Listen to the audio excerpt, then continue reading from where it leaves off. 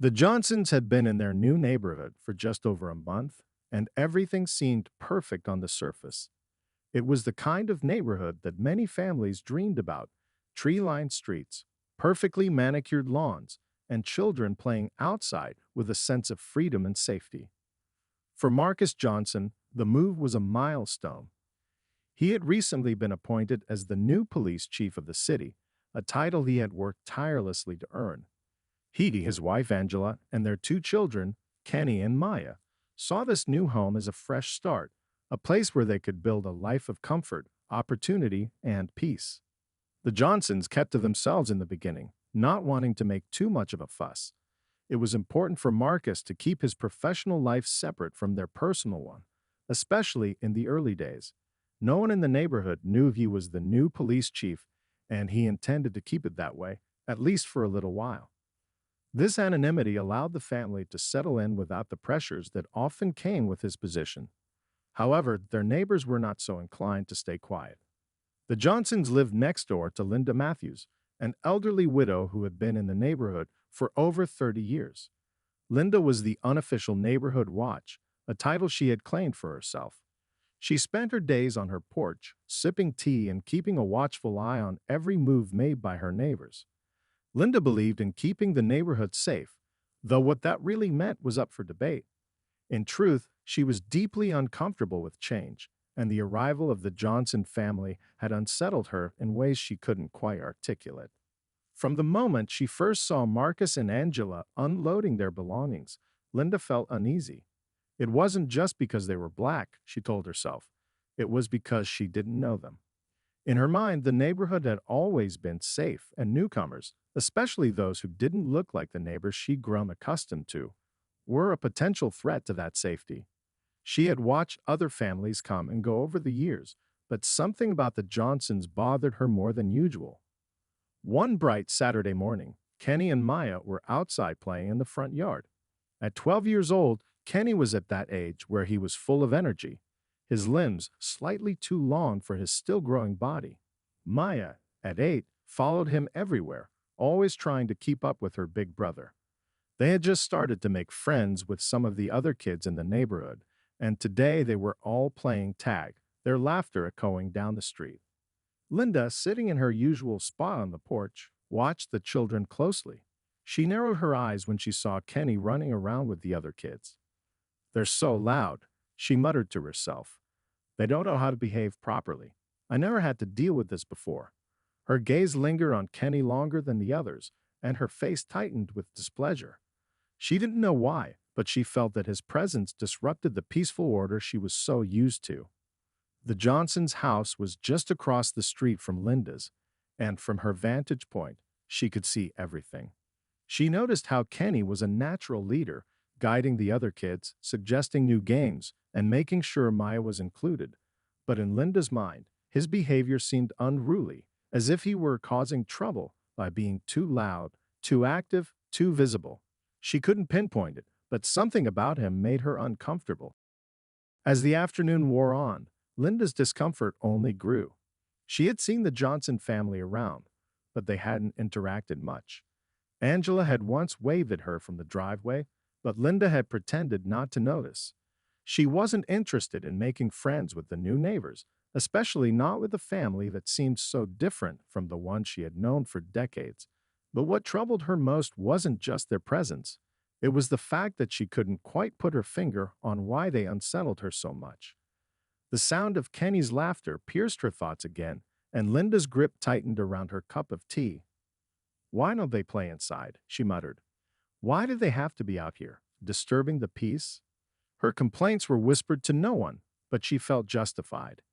In her mind, she was protecting the neighborhood, keeping watch over it like she always had. From across the street, Angela could sense something was off. She had noticed Linda watching them from her porch ever since they had moved in, but she didn't want to jump to conclusions. Still, she couldn't shake the feeling that their presence wasn't entirely welcome. She had mentioned it to Marcus once or twice, but he had shrugged it off, saying they should focus on their family and let the neighbors come around in their own time. "It'll be fine," Marcus had said one evening as they sat together after dinner. "People will get used to us being here." Give it time. But Angela wasn't so sure. She had experienced too many situations in her life where people didn't get used to her family. They just found ways to express their discomfort more subtly. And now, watching Linda's ever watchful eyes on her children, she felt a familiar knot forming in her stomach. The day passed without incident, but the tension was palpable. As the sun began to set, Kenny and Maya came inside, tired and happy from a day of playing with their new friends. Marcus had been out running errands, and when he returned, Angela mentioned the way Linda had been watching the kids. "Do you think we should say something?" she asked, her voice filled with concern. "I don't like the way she stares at them. It feels off." Marcus frowned. "What would we even say? We don't know if it's anything serious yet. Maybe she's just cautious." Angela sighed. "Maybe, but we should keep an eye on it, just in case." That night, as the Johnsons settled in for bed, Linda sat in her darkened living room, staring out the window at their house. Her mind churned with thoughts she didn't want to admit to herself. It wasn't just that the children were loud or that the family was new. Deep down, Linda knew what the real issue was, but she wasn't ready to confront it. Instead, she convinced herself that her instincts were right, that something about the Johnson family was different, and different was dangerous. As the quiet hum of the neighborhood settled over the streets, an unspoken tension hung in the air, like a storm building just below the surface. And it wouldn't be long before it broke. The tension in the neighborhood had been growing steadily, but for the Johnson family, life moved on in a routine fashion. Marcus was busy acclimating to his new role as police chief, while Angela managed the household and her freelance graphic design business. Kenny and Maya continued to enjoy the freedom of playing outside with their new friends, seemingly oblivious to the unease that had begun to settle in around them. But for Linda Matthews, things were far from routine. Ever since the Johnsons had moved in, she felt an increasing sense of discomfort. Each time she saw the children playing outside, her stomach knotted with anxiety. Her mind, full of assumptions and prejudices she refused to acknowledge, twisted their innocent laughter into something more sinister. One overcast afternoon, Linda found herself pacing inside her house, peering out the window every few minutes to watch the neighborhood. The street was quiet, save for a few scattered kids playing across the way. Kenny and Maya were among them, chasing each other in a game of tag. As Kenny darted through the yard, laughing and calling out to his friends, Linda's breath hitched. It seemed to her that they were being unusually loud, unusually disruptive, and she couldn't shake the feeling that something was off. "They don't belong here," she muttered to herself, her heart pounding. "This used to be such a quiet, peaceful place. Now look at it." Her paranoia began to spiral, her mind inventing all kinds of scenarios in which the Johnson children, particularly Kenny, were somehow causing trouble. Maybe they were planning to vandalize the neighborhood, or maybe they were getting into fights with the other kids. She hadn't actually seen any of these things, but her imagination ran wild. Suddenly, Kenny picked up a stick from the yard, pretending it was a sword as he and another boy began play fighting. To Linda, the sight was the final straw. Her anxiety boiled over into anger. In her mind, Kenny wasn't playing anymore. He was threatening the other children. Without a second thought, she stormed over to the phone and dialed 911. 911. What's your emergency? The dispatcher's voice came through calm and steady. Linda's voice shook with an urgency she didn't entirely understand. "Yes, I'd like to report some suspicious behavior. There are some kids outside, being very disruptive. I think they might be up to no good. They're picking up sticks like weapons and causing a commotion." The dispatcher remained professional. "Can you give me more information? What exactly are they doing?" "They're just running around wild, making noise, and causing trouble. I don't know what they're up to, but I've never seen these kinds of kids around here before," Linda replied, her voice tight with emotion. There was a pause on the other end of the line. "Do you feel they're a danger to anyone?" Linda hesitated. She knew deep down that the children weren't actually dangerous, but her biases, her fears, pushed her to say the words anyway. "I don't know. It just doesn't seem right. They shouldn't be here." The dispatcher took down the information and assured Linda that an officer would come by to check things out. As she hung up the phone, Linda felt a strange mix of satisfaction and guilt. She convinced herself that she was protecting the neighborhood, doing her duty as a good citizen, but a small voice in the back of her mind whispered that she had overreacted. Within minutes, a patrol car quietly pulled into the neighborhood. Two officers stepped out, surveying the scene. To their surprise, they didn't see anything out of the ordinary, just a group of kids laughing and playing. They looked at each other, sharing a look of mild frustration. Calls like these were not uncommon. Sometimes people were simply overzealous in their concerns about suspicious activity, and more often than not, it was rooted in misunderstanding or worse, racial bias. One of the officers approached the children, who immediately stopped what they were doing, their playful energy replaced with uncertainty. Kenny noticed the officers first, his wide eyes filling with confusion. He hadn't done anything wrong. What could the police want with him? The officer, a tall man with a calm demeanor, knelt down to speak to Kenny. "Hey kids, what are you all up to out here?" Kenny exchanged a glance with his friends, unsure how to respond. "We're just playing tag," he said, his voice small but polite. "We're not doing anything bad." The officer smiled gently. "I can see that. You're just playing, huh?" Kenny nodded. "Yes, sir." Behind them, Linda stood at her window, watching the scene unfold with bated breath. She felt vindicated, at least for the moment. The police were there, just like she had hoped. Surely they would realize what she had been saying all along. Surely they would see the problem. But the officers didn't see a problem. After speaking with the children for a few more minutes and reassuring them that everything was fine, they turned to leave. As they headed back to the patrol car, one of the officers shook his head. "This is the third call this month like this. Someone needs to have a talk with these people about what suspicious really means." The other officer sighed. "Yeah, but you know how it is. People get nervous when things look a little different from what they're used to." What they didn't realize, however, was that the father of the very children they had just spoken to was their new boss. That evening, Marcus Johnson sat at the dinner table with his family, unaware of the day's events. The children seemed quieter than usual, and Angela had picked up on it. She gently prodded them for details. "Kenny, Maya, how was playing outside today?" "You two look like something's on your mind," she said, her voice soft but concerned. Kenny shifted in his seat. "The police came today, Mom. They said someone called them about us." Angela's face fell, and she exchanged a glance with Marcus, who raised an eyebrow. "The police came. What did they say?" she asked carefully. "They said someone called because we were being too loud or something. But we weren't doing anything wrong. We were just playing." Maya chimed in, her voice laced with confusion. Marcus's jaw tightened. He set down his fork, his appetite suddenly gone. His mind raced, piecing together the likely scenario. Someone in the neighborhood had called the police on his children. For what? Being kids? Playing outside. Angela's voice was calm, but her eyes were filled with worry.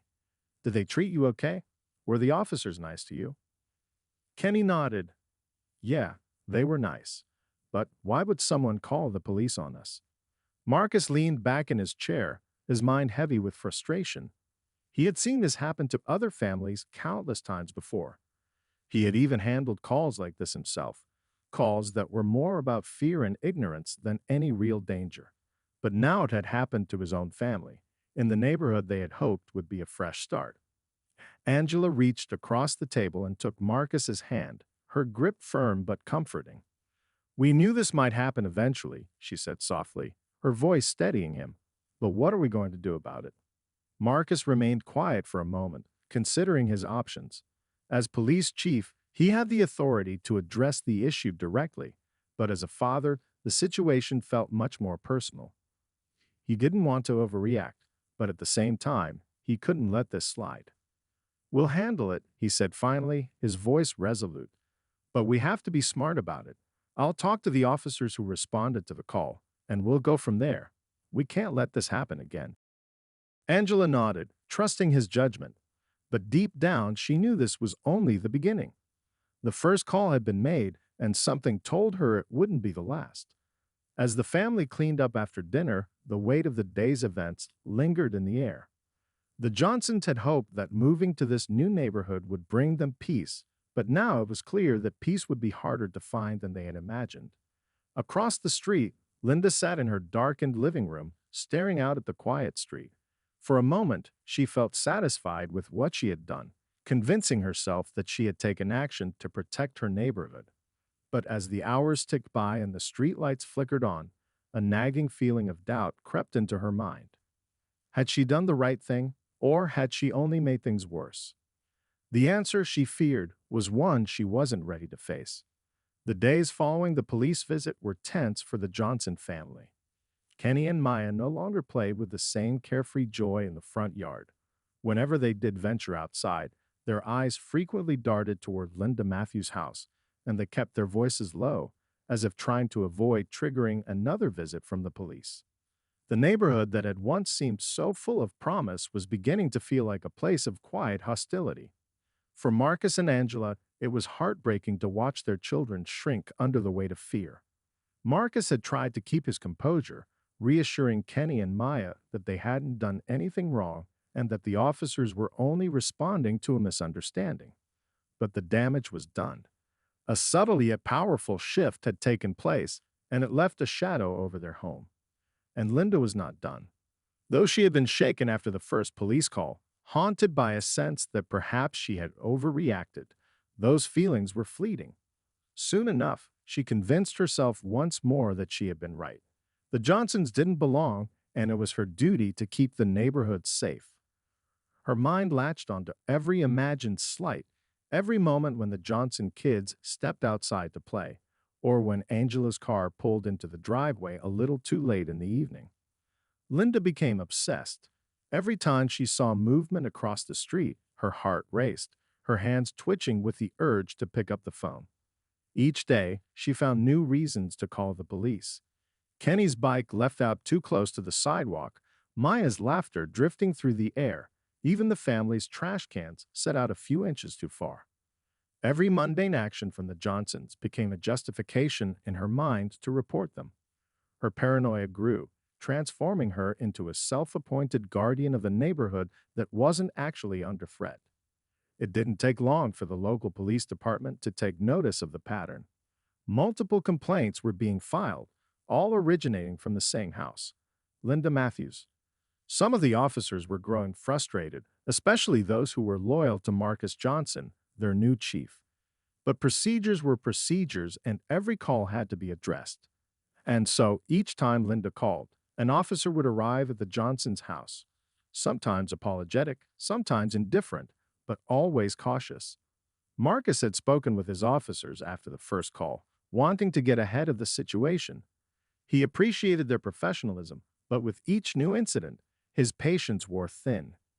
He couldn't shake the fact that his children were being targeted in their own neighborhood, not by criminals or troublemakers, but by a fearful old woman clinging to outdated, dangerous prejudices. As a black man, he had fought his entire career to rise above the stereotypes that people like Linda held onto. But here he was, facing the very thing he had worked so hard to avoid, and it was happening to his own children. One afternoon, as Marcus sat at his desk in the station, he received yet another report from his officers. Linda had called in yet again, this time about a disturbance she claimed was coming from the Johnsons' backyard. The officer who took the call had driven by and found nothing amiss, just Kenny and Maya playing catch with some friends. The officer apologized to Marcus as he handed him the report, but Marcus could see the strain on his face. "Chief, this is getting ridiculous," the officer said, his tone low. "This lady's calling us every other day about those kids, and every time we go, there's nothing. It's like she's looking for something to complain about." Marcus nodded grimly. "I know. Believe me, I'm well aware of it." He leaned back in his chair, rubbing his temples. "But as long as she keeps calling, we're bound to respond. I can't have anyone accusing us of not doing our jobs." "I get that, sir. But how much longer do we let this go on before it turns into something more serious?" the officer asked. Marcus didn't have a good answer for that. He knew it couldn't continue like this, but he wasn't sure how to stop it without making the situation worse. Taking legal action against Linda seemed drastic, but how else could they protect their kids from this kind of harassment? He couldn't just sit back and allow his family to be policed in their own home. That evening, Marcus returned home to find Angela sitting at the kitchen table, her face tense with worry. Kenny and Maya were upstairs, unusually quiet for a weekend evening. The joy they once radiated had dimmed in recent days, their laughter now replaced with whispered conversations about whether Linda would call the police again. They had become too aware of the invisible barriers around them, too aware of the dangers that came with simply existing in a space where they weren't fully accepted. "We can't keep doing this, Marcus," Angela said softly, breaking the silence as Marcus sat down beside her. "It's not fair to the kids. Every time they go outside, they're looking over their shoulders. They shouldn't have to live like this." Marcus sighed deeply, feeling the weight of her words. "I know. Believe me, I know. But I don't know what to do without escalating things. Linda's not going to stop unless we confront her, but I can't just storm over there as the police chief and demand she leave us alone. That'll make us look like we're abusing power." Angela frowned, her frustration bubbling to the surface. "So what? We're supposed to just sit here and let her call the police on our kids every time they step outside. This isn't just about her being paranoid. This is racism, Marcus. She's targeting our kids because they're black, and we both know it." Marcus met her gaze, his heart heavy. He had spent his entire life navigating the complexities of race and power, both within the police force and outside of it. He had always believed in handling things diplomatically, in being the calm in the storm, but now that storm was hitting too close to home. "I'm not saying we do nothing," Marcus said finally, "but we have to be careful. I'll talk to the officers again. Maybe we can find a way to handle this quietly, without making a scene." Angela shook her head, her voice barely above a whisper. "Quiet isn't working, Marcus. Our kids are suffering." Meanwhile, upstairs, Kenny lay on his bed, staring at the ceiling. His mind buzzed with confusion, anger, and fear. He didn't understand why someone would call the police on him and his sister. He hadn't done anything wrong. All he wanted to do was play with his friends, ride his bike, and have fun like any other kid. But now, every time he stepped outside, he felt like he was being watched, like he was doing something wrong just by existing. Maya, sitting at the foot of his bed, looked up at him. "Why doesn't she like us, Kenny?" Kenny didn't know how to answer. He wanted to protect his little sister, to shield her from the ugly truth that was starting to dawn on him. But he couldn't lie to her either. He had heard enough of his parents' conversations to understand that it wasn't just about being noisy or playing too close to Linda's house. "I don't know, Maya," he said quietly. "Maybe she's just scared." Scared of what? Kenny didn't have an answer for that either. How could he explain to an 8-year-old that some people were scared of them just because of the color of their skin? How could he make sense of a world where they weren't doing anything wrong, but still being treated like they were dangerous? As the days passed, the calls continued. Linda's accusations grew more ridiculous. Claims of trespassing when Kenny's basketball bounced onto her lawn. Complaints about rowdy behavior when the kids played hopscotch on the sidewalk. Each time, an officer would come out, and each time, they would leave after finding nothing wrong. But the impact on the Johnson family was undeniable. Kenny began to act out at school, his teachers noting that he was more withdrawn, less focused. Maya, once the outgoing, bubbly child in the family, became quieter, more hesitant to engage with others. Both children were struggling under the weight of being unfairly targeted, and it was starting to take its toll. For Marcus, the situation was becoming unbearable. He had spent his career fighting for justice, for equality, for fairness. And yet here he was, unable to protect his own children from the very system he had sworn to uphold. Something had to give, and soon enough it would. The tension in the neighborhood reached a boiling point on an otherwise ordinary Thursday afternoon. The sky was a brilliant blue, and the air was thick with the warmth of late summer. Kenny and Maya were outside in their backyard, playing with some friends. They had finally started to regain a small sense of normalcy, trying to enjoy what was left of their summer break, despite the growing tension that hung over their home. Angela watched them from the kitchen window as she prepared dinner, her heart swelling with a mixture of love and anxiety. She had become hyper-aware of everything since Linda's first call to the police, her protective instincts on high alert whenever the kids were outside. She knew they couldn't live like this forever, but she wasn't sure what else to do. Confronting Linda directly seemed like a bad idea, but ignoring the situation was no longer an option either. Suddenly, Angela noticed movement from the corner of her eye. Linda was standing on her front porch again, watching the kids like a hawk. Angela felt her stomach tighten, her pulse quickening as she braced for what was sure to come next. Sure enough, within minutes, Linda was on the phone, her expression tight with self-righteous indignation. Angela couldn't hear what she was saying, but she knew. She knew because this had happened too many times before. Not 10 minutes later, two police cars pulled up to the curb outside the Johnson house, lights flashing but sirens off. Angela's heart sank. Not again. Not her kids. She dropped the knife she was using to chop vegetables and rushed out the back door, her mind racing. Kenny. Maya. Come inside, she called out, her voice strained with urgency. The children stopped their game and looked at her in confusion, but Kenny's face quickly darkened when he saw the police cars approaching. They called the cops again. Kenny asked, his voice tinged with a mix of anger and fear. Angela nodded, her jaw clenched. Inside. Now. Before the kids could move, however, the officers were already walking toward the backyard, their hands resting on their belts in that careful, measured way that police officers often use when approaching a situation they don't fully understand. The sight of them sent a wave of dread through Angela's body. This felt different. This time, the situation seemed more serious, more dangerous. One of the officers, a middle-aged man with a weathered face and a stern expression, addressed Angela as he approached. "Ma'am, we received a call about a potential disturbance involving children and possible weapons. Can you tell me what's going on here?" Angela's heart stopped. Weapons? What on earth was Linda talking about? "There are no weapons here," Angela said, her voice firm but shaky. "My children are playing with water guns. That's it. They're just kids playing in their own yard." The officer looked past her at the children, who were now frozen in place, holding their brightly colored plastic water guns. The absurdity of the situation was palpable, but the tension in the air was undeniable. The second officer, a younger man with a more sympathetic expression, nodded toward the kids. "I see that, ma'am, but we have to follow up on every call.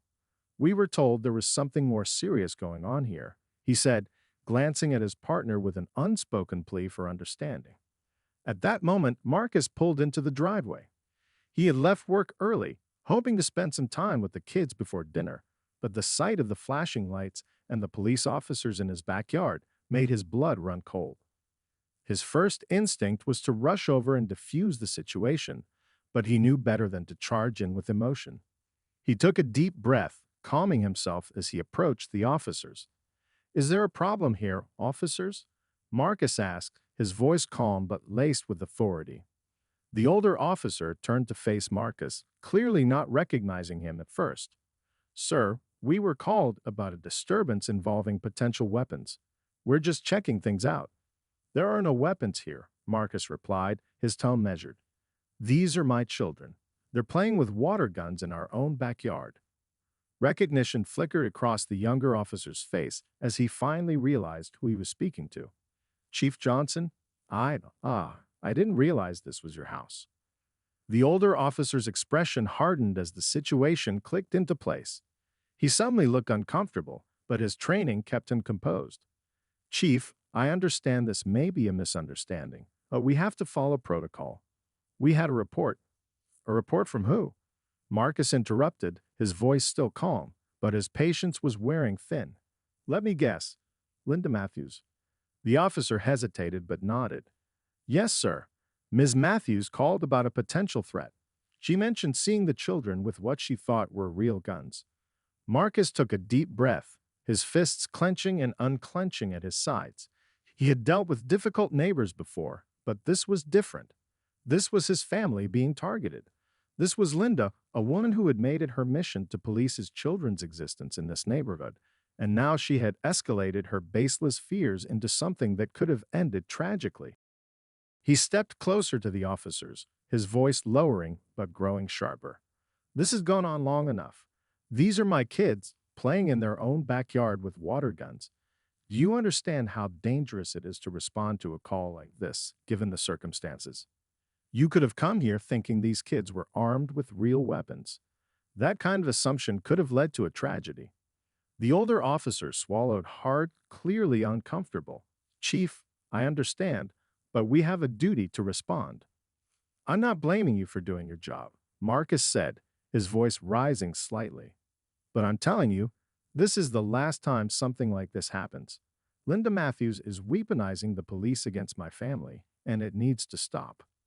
The younger officer, who had been standing quietly beside his partner, finally spoke up. We'll file a report, sir.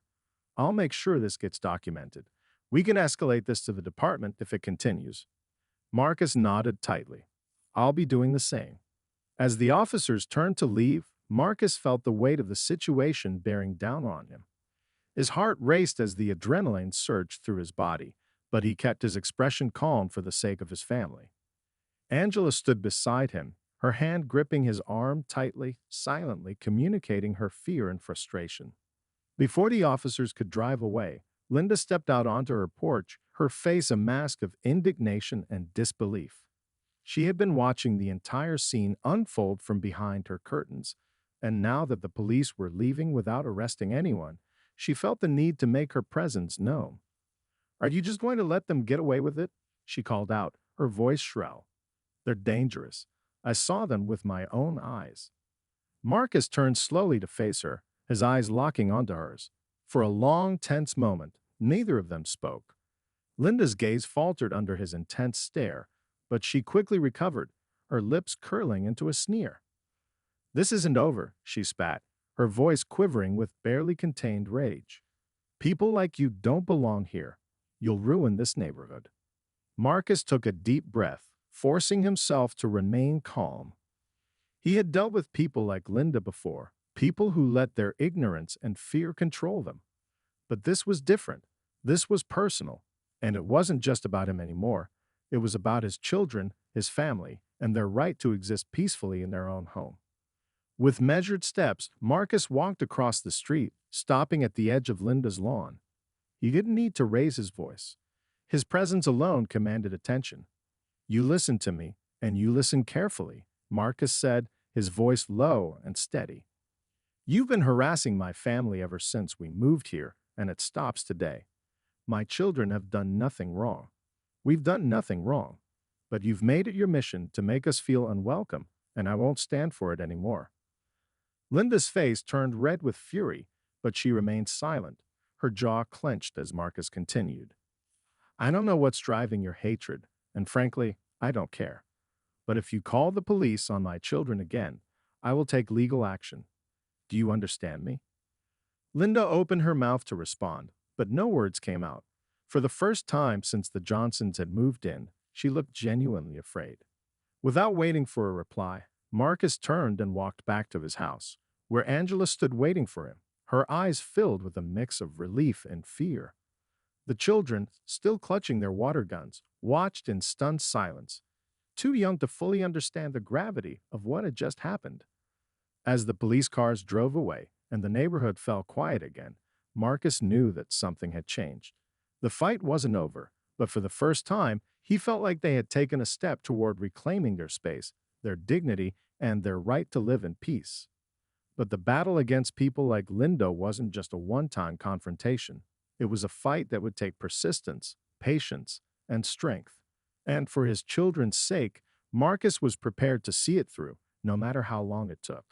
The days following the confrontation with Linda felt like a turning point for the Johnson family, but the uneasy peace in the neighborhood hung in the air like the humidity of an impending storm.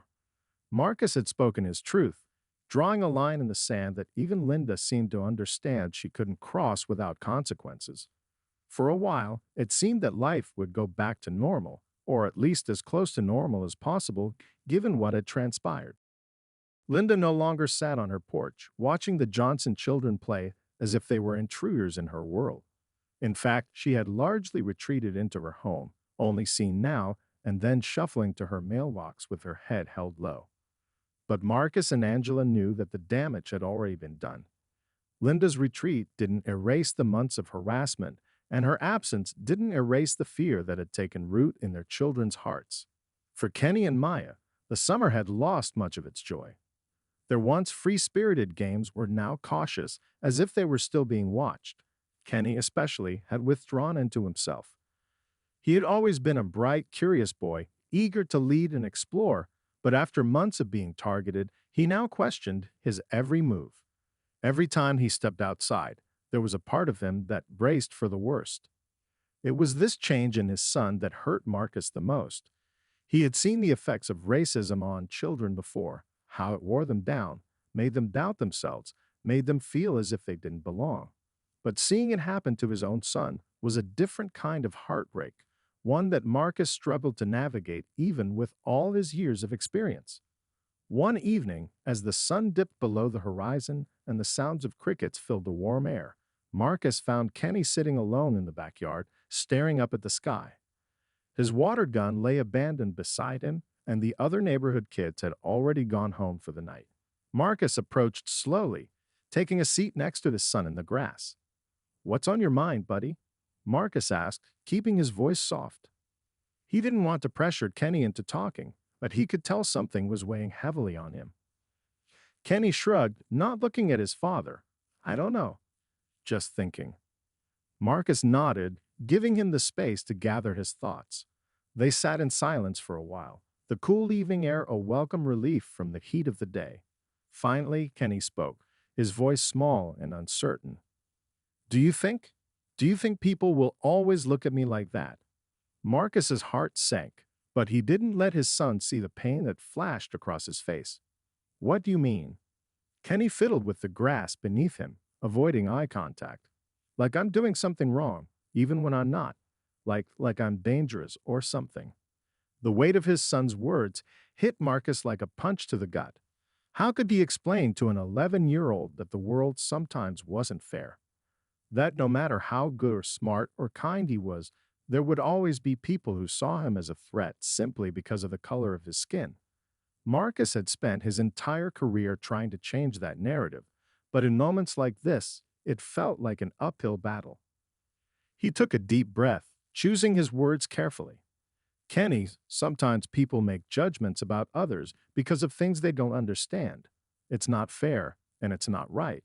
But that doesn't mean you have to let those people define who you are." Kenny finally looked up at his father, his eyes searching for answers. "But what if I don't want to be looked at like that anymore?" Marcus's chest tightened. He wished he could tell his son that things would be different, that they lived in a world where people were judged by their character, not by their race. But that wasn't the world they lived in. Not yet. "You know what?" Marcus said after a moment, his voice steady. "You don't have to change for anyone, and you don't have to let anyone make you feel small. You're strong, smart, and you're going to do amazing things in this world, no matter what anyone else thinks. And you've got your mom and me, and all of us, right here with you." Kenny was quiet for a long moment, absorbing his father's words. Slowly he nodded, though the sadness in his eyes didn't fully disappear. "Come on," Marcus said, standing up and extending a hand to his son. "Let's go inside. Your mom's making her famous chocolate cake, and you know Maya will eat all the frosting if we don't stop her." Kenny managed a small smile and took his father's hand, letting Marcus pull him to his feet. As they walked back to the house together, Marcus felt a flicker of hope that maybe, just maybe, things would start to get better. As the summer drew to a close and the children prepared to return to school, the Johnson family focused on healing. Marcus and Angela worked hard to rebuild the sense of safety and peace they had hoped to find when they first moved to the neighborhood. They spent more time together as a family, making sure that Kenny and Maya knew they were loved, valued, and protected. But the events of the summer had also sparked something in the broader community. After Marcus's confrontation with Linda, word had spread throughout the neighborhood. People began talking. Neighbors who had once been indifferent to the Johnsons' struggles started to reflect on their own actions or lack thereof. A few weeks after the confrontation, Marcus was surprised to receive an invitation to a neighborhood meeting. It was organized by a small group of concerned residents who had heard about what had been happening and wanted to address the growing racial tensions in the community. At first, Marcus wasn't sure if he should go. He wasn't in the mood for empty apologies or half hearted attempts at reconciliation. But Angela encouraged him, reminding him that real change often started with difficult conversations. The meeting was held at the local community center, and when Marcus arrived, he was surprised to see a decent turnout. There were faces he recognized, neighbors who had waved politely but never said much more, and faces he didn't know as well. Linda was nowhere to be seen, which didn't surprise him. The meeting started with a few opening remarks from one of the organizers, a woman named Sarah who had lived in the neighborhood for years. She spoke about the importance of building a stronger, more inclusive community and acknowledged that they had all turned a blind eye to certain issues for too long. When it was Marcus's turn to speak, he stood in front of the group, feeling a mix of emotions. He wasn't here for sympathy, and he wasn't here to make anyone feel comfortable. He was here to tell the truth. I've lived in a lot of places, Marcus began, his voice steady but firm, and I've served in law enforcement long enough to know how these things go. What happened to my family wasn't just about one bad neighbor. It's about the way we allow certain ideas, certain fears, to fester in our communities, and it's about how we stay silent when we should be speaking out. The room was quiet as Marcus spoke, every eye on him. I'm not here to accuse anyone, he continued, but I want us to be honest with ourselves. If we're going to live in a place where our children can feel safe, where they can grow up without feeling like they're under constant scrutiny, then we all need to be part of the solution. That means recognizing our own biases, challenging our own fears, and standing up when we see something that isn't right. When Marcus finished speaking, there was a moment of silence. Then, one by one, people began to speak. Some admitted that they hadn't realized what was happening. Others apologized for not stepping in sooner. There were no grand gestures, no dramatic apologies, but there was a genuine sense of accountability in the room.